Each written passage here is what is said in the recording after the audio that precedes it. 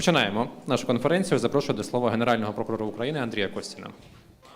Шановні журналісти, колеги, сьогодні, як і 1,5 роки тому, на першій конференції United for Justice у Львові з нами друзі та партнери з України та багатьох країн світу. Тоді у Львові ми обговорювали плани, а сьогодні вже можемо говорити про результати. Конференція присвячена кримінальному переслідуванню за атаки на цивільну інфраструктуру. The conference is dedicated to attacks against civilian infrastructure of Ukraine. It's not only civil infrastructure, it's the educational establishments and it's any objects where there are civilian peaceful Ukrainians. It's the 7th that our United for Justice conference unites prosecutors general and lead experts from all over the world. I am very grateful to the President, Volodymyr Zelensky, who opened today's event. And I am very grateful to all participants and all expert attacks against civilians. It's the most active and the most widespread types of crimes. Now we see a massive and systemic nature of such crimes and also severe consequences for the population of Ukraine show that they are equal to the crimes against humanity, and we work in order to bring accountability both at the national and at the international level. Прокурори повідомили про підозру 51 особі, представнику країни-агресора, за невибіркові обстріли, напади та бомбардування цивільної інфраструктури. Стосовно 21 особи слідство завершено, справи передані в українські суди. 10 російських воєнних злочинців вже отримали вироки за обстріли української цивільної Already been held accountable for such.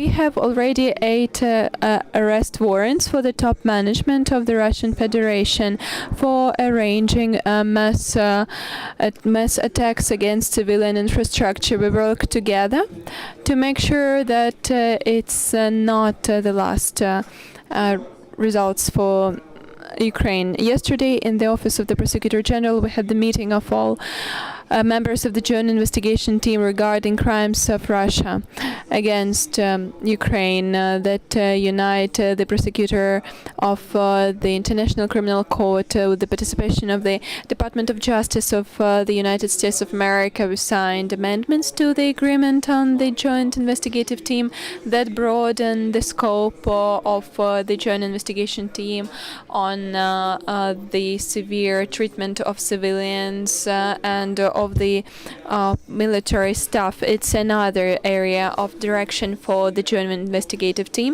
and we coordinated with the prosecutor of the International Criminal Court. We already have new results from colleagues and joint investigative team on investigating these grave crimes. Yesterday, the Office of the Prosecutor General of Lithuania addressed the court regarding the criminal prosecution in absentia for 3 Russian military officials.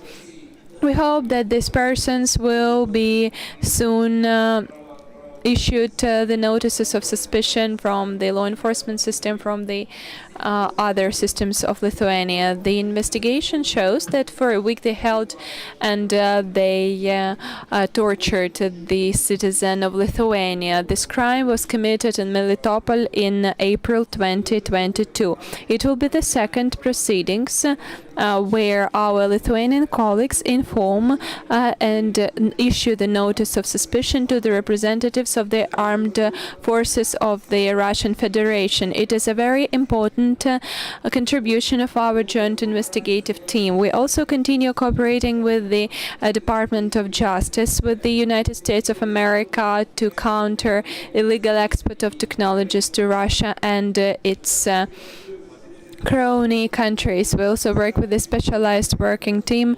disruptive technology for STEAM, and we see more and more proceedings from our American partners against those who provide illegal technology and components that can be used in military industry. Not only the US, but other countries make significant steps to strengthen sanctions to make sure Russia doesn't have resources to wage war. The global coalition of justice that Ukraine formed is becoming stronger day by day. I'm sincerely thankful to everyone who works with us in order to restore justice for all, for everyone who suffered because of this war. I'm grateful to the representatives of the International Criminal Court, my friend Karim Khan, to the President of Eurojust, Ladislav Hamran, to the Attorney General of England and Wales, Mr. Hermer, our constant partners, and the person who always inspires us to go on with this fight. It's former President of Croatia, Kolinda Grabar-Kitarovic, yes, I'm sorry, and every colleague who is here today with us, who is close to us. It is very important that we are united for this fight. It's fight not for years, it's the fight for decades, but we jointly changed the vector. We bring to accountability criminals in Ukraine and at other levels today during the full-scale invasion.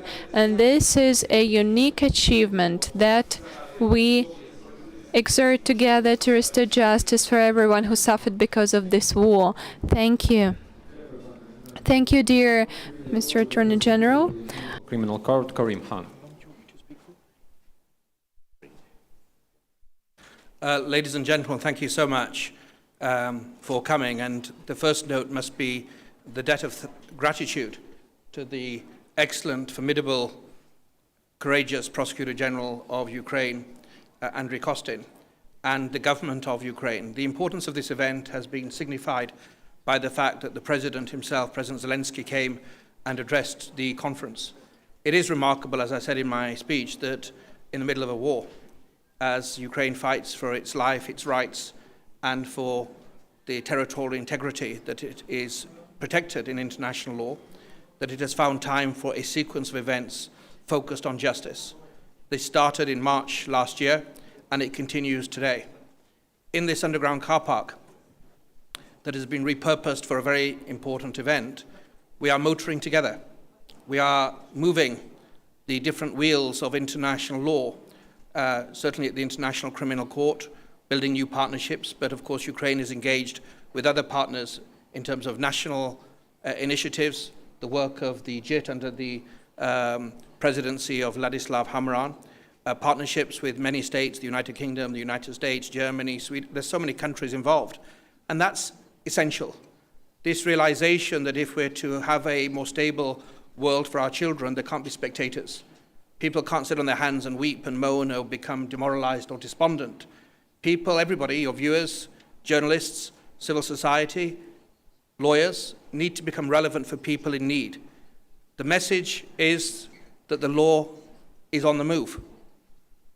The message is that already at the International Criminal Court, the independent judges have scrutinized what has been assiduously collected by my office, respecting our statutory obligations to investigate incriminating and exonerating evidence equally, and 6 warrants have been issued by the judges in relation to the situation in Ukraine.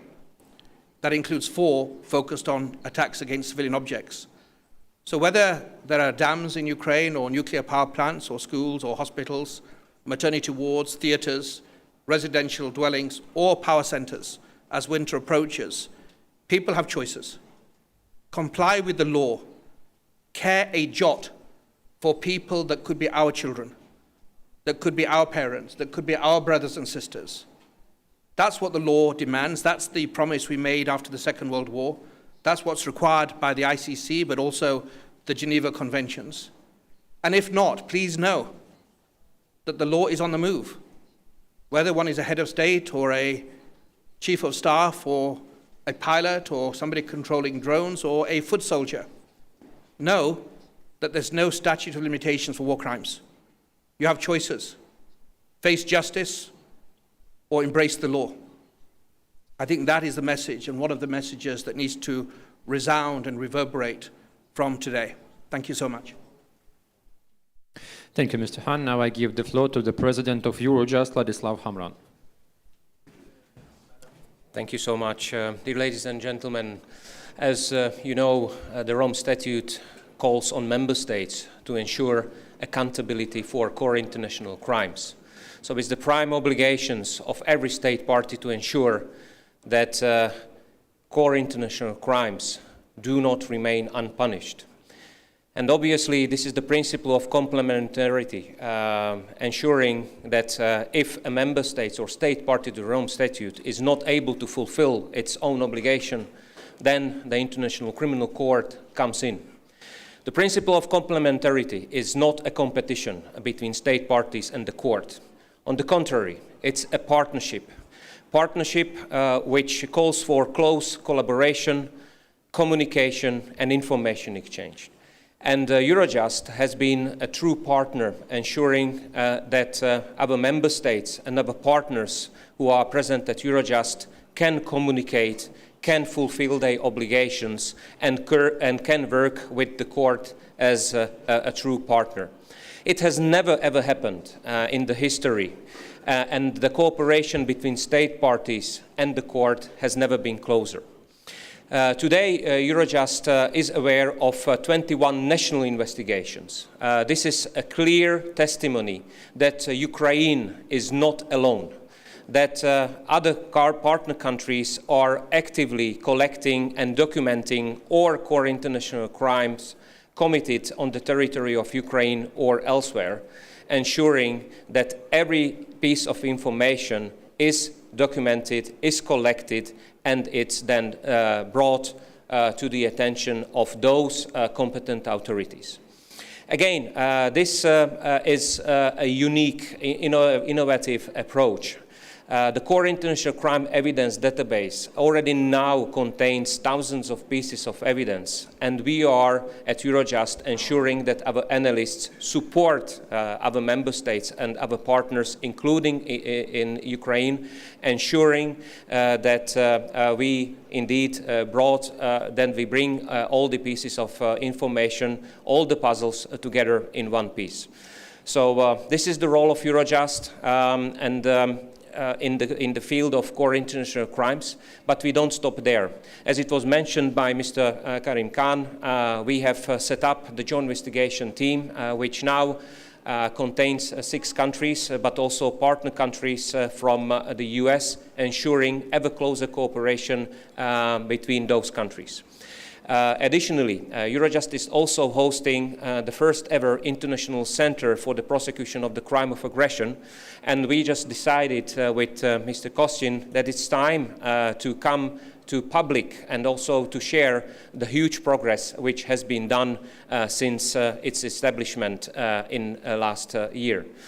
So I think that you can expect further news in this regard. And again, I can only confirm that the commitment towards justice from the international community is true. And we want to indeed send a clear message that the behavior which we witness all from the aggressor cannot be tolerated. Thank you so much. Thank you, Mr. Hamran. Now I want to give the floor to the Attorney General for England and Wales, Richard Hammer. Can I begin by thanking the Prosecutor General for your bravery, for your diligence, and for your skill in the work that you are conducting. And that's a thanks on behalf of all those in the international community who care about the international legal order, because the work that you are conducting is so vital to all of us. I would just like to say one thing to the people of Ukraine through you, the media here today. Some people may know that we changed our government in the United Kingdom in July of this year. Some people may be wondering if that marked a change in the commitment of the United Kingdom to Ukraine. No, it does not.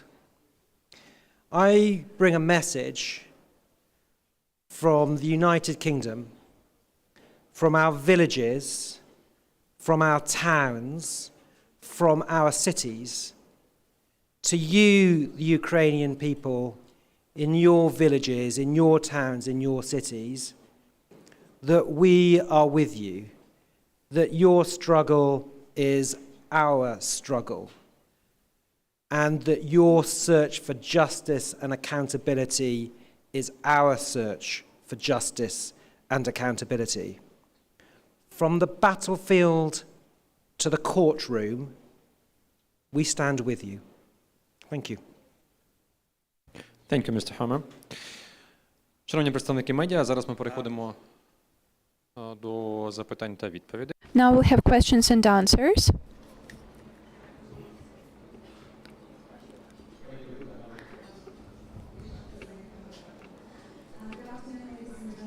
Дорогі друзі, українці і українки, I am very honored to be standing here with you today.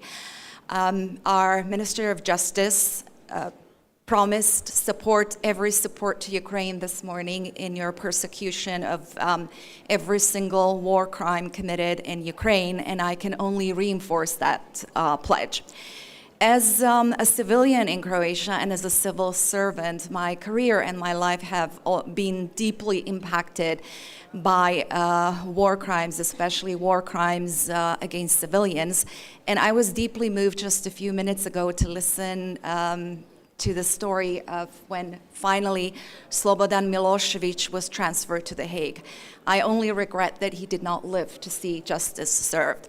And sir, when it comes to your new Prime Minister, I am deeply convicted that he will continue support to Ukraine, as he was part of our legal team as well before international criminal tribunals in arguing for justice for Croatia and civilians in Croatia, in particular in the city of Vukovar that was razed to the ground. International criminal justice is a very complex process, and as Mr. Koshtin rightfully said so, it will not take just years, it will take decades. Today, still decades after the war in Croatia, justice has not been fully served. But there are many lessons that we have learned and that we are ready and will continue to share with Ukraine, both the good practices and the mistakes that both the international community and we have made in not persecuting every single criminal or every single indictee and every single crime, because no crimes and no people, no officials can be taken off any lists. Therefore, international cooperation is of utmost importance, but also what Ukraine itself will be doing. I will talk a little bit more about these experiences and lessons learned in my closing remarks today. But let me just underline that the protection of civilians is of utmost importance. It should be priority number one. They're non-combatants. Killing and targeting civilians has no military value. Unfortunately, during the homeland war in Croatia, so many civilians were killed or maimed, displaced, and were ethnically cleansed from the occupied areas. And the sheer goal was terror, killing people, torturing people, and driving them out of their living spaces. And this cannot be allowed. Crimes committed against civilians also make the reconciliation process that will come in Ukraine once you reintegrate your occupied territories, it makes it more difficult. So the proper measures that Ukraine today takes in building its own justice system will be of utmost importance. And looking ahead also, the way that you handle criminal justice and all crimes committed will be an important part of your path to EU and NATO membership that will come. Again, I would like to express my utmost solidarity with you. Believe me, the Croatian society is deeply moved with everything that is going on in Ukraine. We follow the news stories and the recent event, the recent bombing of the city of Lviv, where the entire family, but the father, was wiped out in just split second, goes deeply to the heart of what we had been through, and we are committed to help you to bring everyone responsible to justice. Thank you. Thank you, Madam Grabar-Kitarovich. Шановні представники медіа, ми переходимо до сесії запитань та відповідей. У нас обмежений час, тому я пропоную по одному запитанню для Генерального прокурора Андрія Костіна та прокурора Міжнародного кримінального суду Каріма Хана. Так, прошу вас. Назвіть, будь ласка, медіа, які ви представляєте, та кому адресуєте свої запитання. Доброго дня, ОНН Анна, до пана Генпрокурора. Скільки країн наразі допомагають Україні розслідувати злочини стосовно цивільної інфраструктури? Дякую.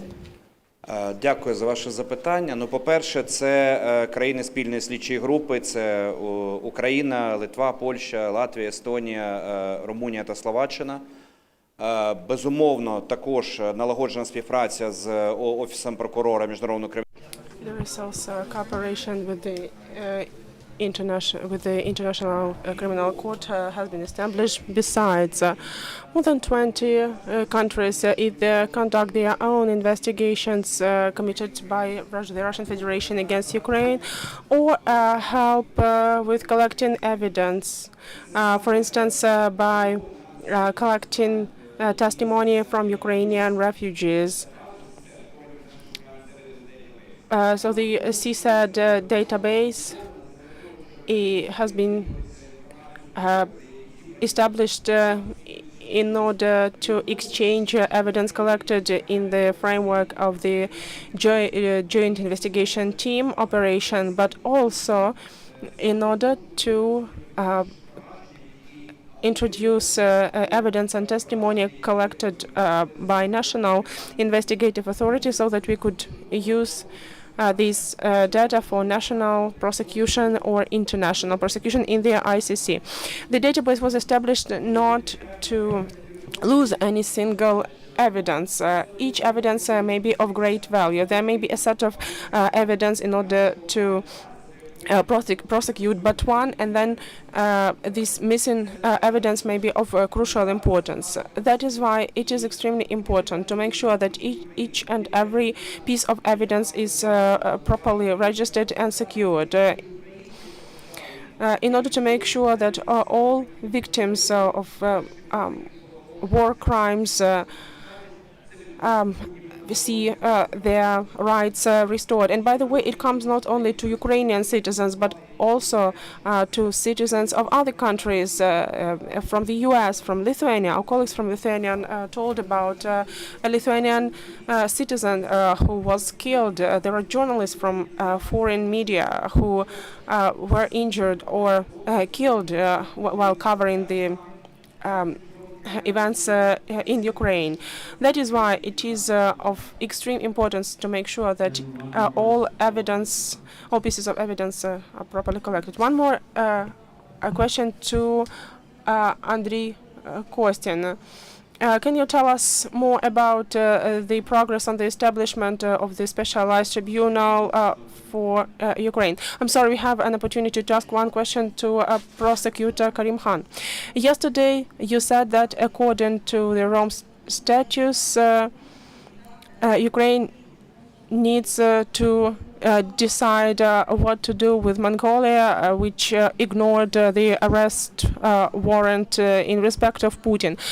So when a respective meeting may take place in order to discuss the behavior of Mongolian governance? To make its views known. As a court of law, the International Criminal Court has a framework that is decided by judges to decide issues of alleged non-cooperation. So these are matters that are before the judges of the ICC. It is well known that Mongolia is a state party, a valued state party, that has agreed voluntarily to sign up to the principles of equal application of the law. There was this issue of President Putin going to Mongolia. There's a process that will determine where Mongolia can be heard, and there's a system laid out in which states can determine matters, if so referred, by the judges of the ICC. But the important note is this, I think.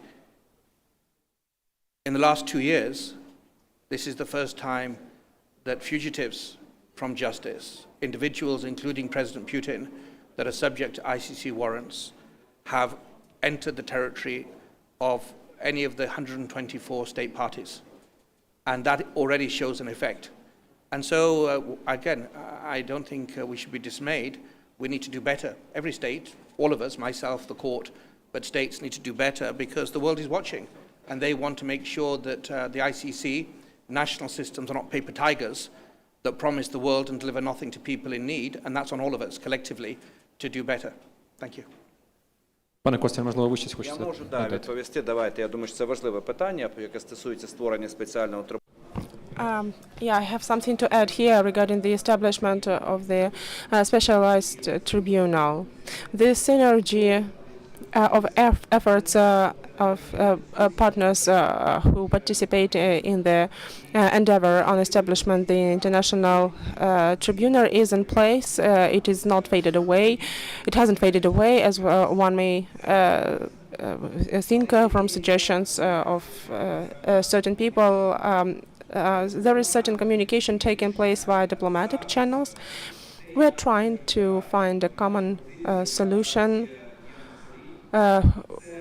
One of the proposals which is on the table consists in signing an agreement with the Council of Europe, an agreement similar to the register, to the one on the register of losses. I don't know how to say it in Ukrainian. In English, it's an enlargement partial agreement.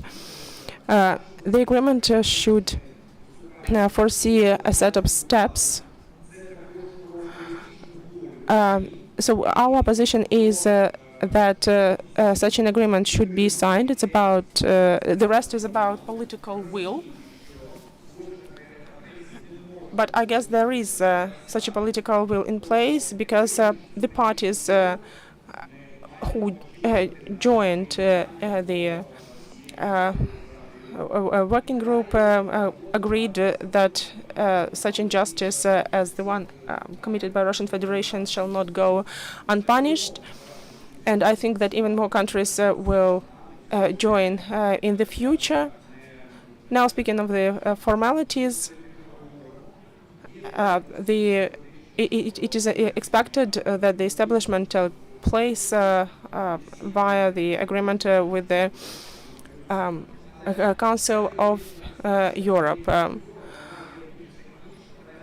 I believe that the discussion around the establishment of a special tribunal is more in the technical dimension rather than political one. So there is political will. We need to work more closely on some technical details. We will see what the output of the September meeting will be. In parallel,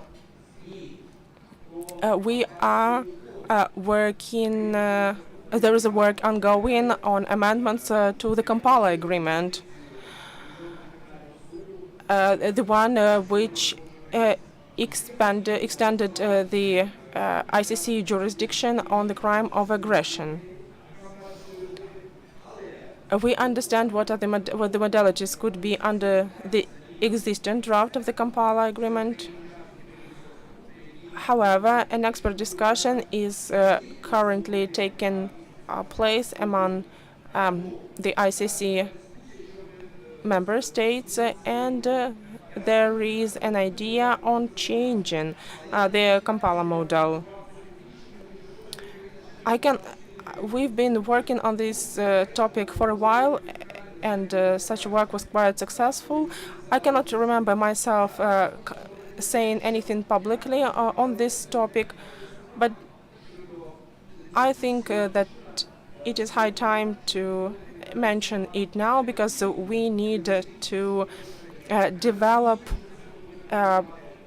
several plans. There should be a plan B in place. There should be some parallel efforts taking place simultaneously.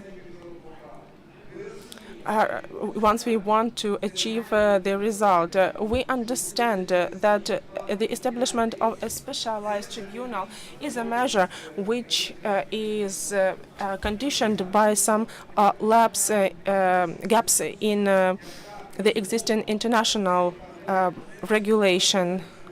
However, we understand that our ultimate goal should be the possibility to try such cases in the International Criminal Court. And it may so happen in a year, maybe in 2 or 3 years. But in the meantime, we also need to develop some mechanism which might overlap, but which can be put in place much quicker than changes to the Kampala agreement. Яка розпочнеться буквально за кілька хвилин. Нам потрібно провести деякі технічні приготування, і ми її проведемо. The press conference is over, and the next stage is a solemn ceremony, which will take place in a moment, but some technical arrangements need to be done before.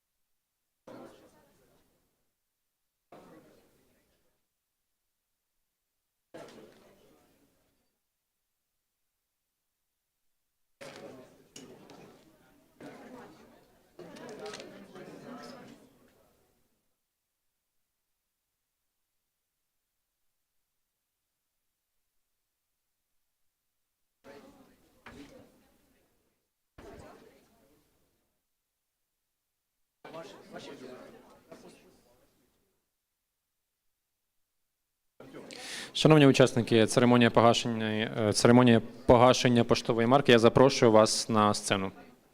Now the ceremony for the stamp is in progress. Please come onto the stage.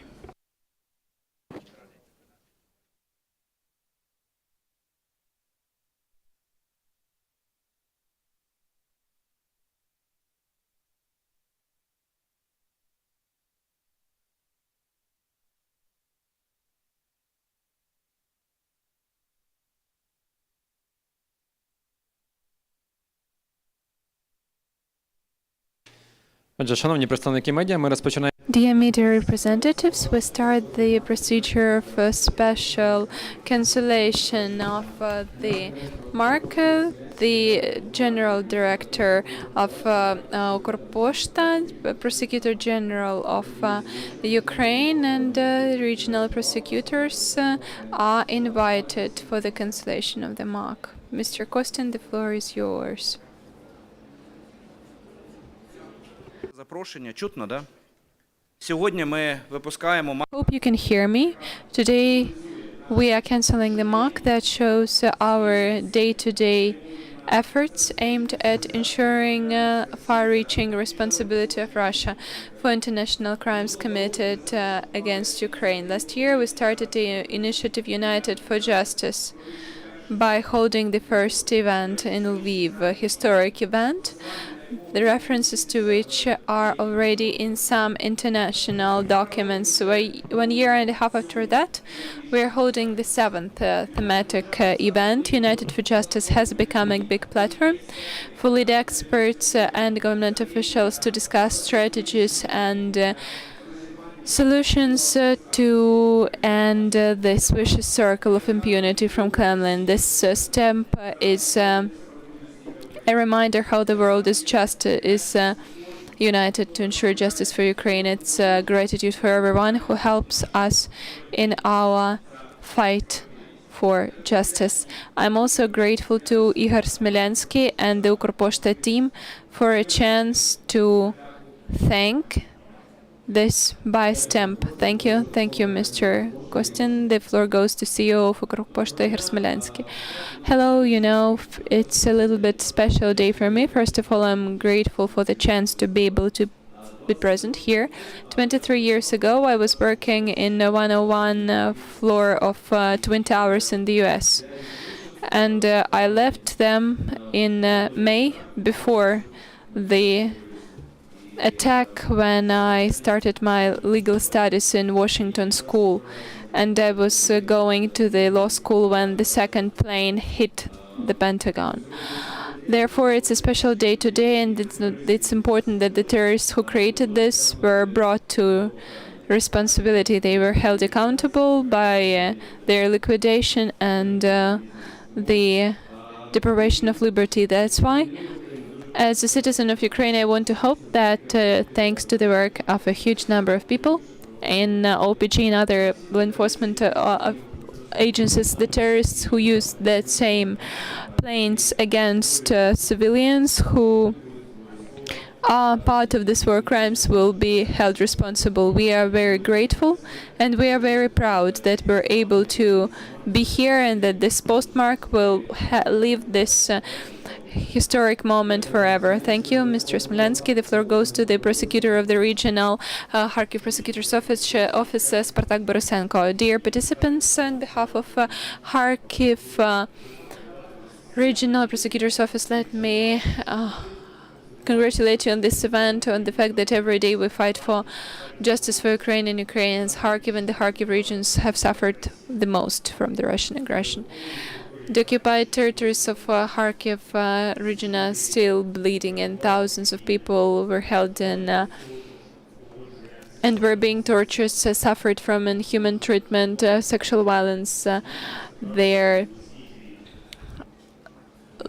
houses were damaged and they lost their close ones. Every day, the number of these victims is growing and growing. Every day, Russia is waging its war and sending its missiles, its shaheds, its artillery and other types of armaments. They target civilian objects. For those who every day is suffering because of these attacks, it's important that all crimes will be punished. Whoever gave the order, whoever pulled the trigger, whoever had something to do with it are to be held accountable in Ukraine, in international tribunal, in other areas. We do everything to make it work every day, and we hope for your support. Thank you, Mr. Borisenko. Let's go to the cancellation of the stamp.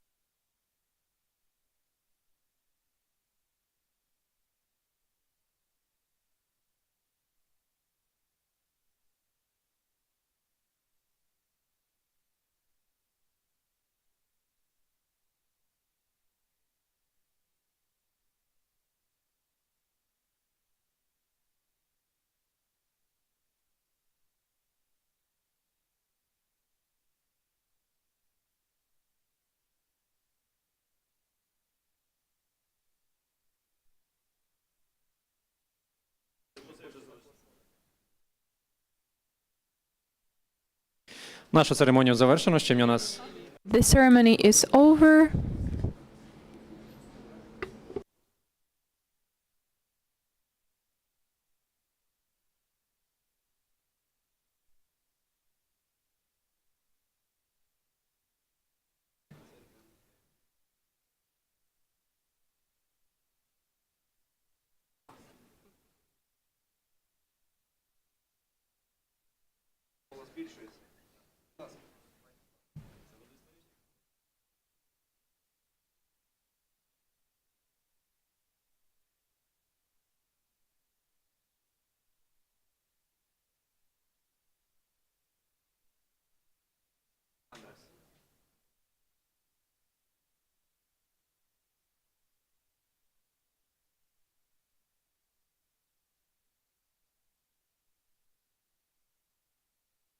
Ну, ось тепер, здається, вже напевно нашу церемонію завершено. І нам The ceremony is over. We just need to take a joint picture with all the participants of this event. Please, you're welcome to join.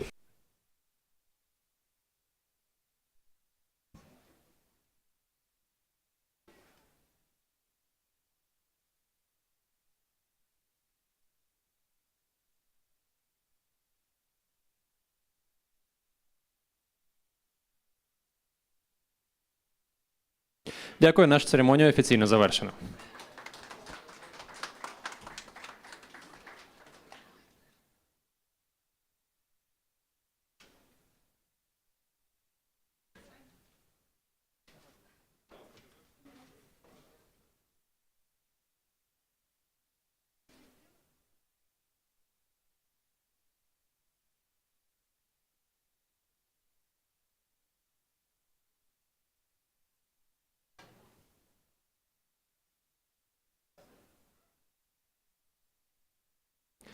Ladies and gentlemen, we will proceed with the conference in 10 minutes, so please take your seats.